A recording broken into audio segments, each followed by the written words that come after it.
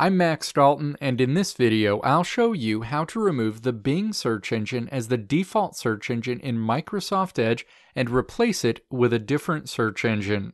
By default, Bing is the default search engine in the Microsoft Edge web browser. Thankfully, if you're a fan of the Edge browser but not Bing, you can easily swap out Bing for another search engine. Yahoo, Google, and DuckDuckGo are other available built-in options. Now let's walk through the steps to remove the Bing search engine as the default search engine in Microsoft Edge and replace it with a different search engine. Step 1. Open the Microsoft Edge web browser. Click the ellipses at the top of the web browser to open a drop-down menu and then click Settings. The Microsoft Edge settings screen opens.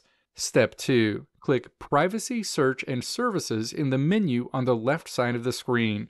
Those options will appear on the right side of the screen. Step 3. Scroll down this menu and then click Address Bar and Search. You'll land on the Address Bar and Search screen. Step 4. Find Search Engine Used in the address bar. You should see Bing in the drop-down menu next to this item.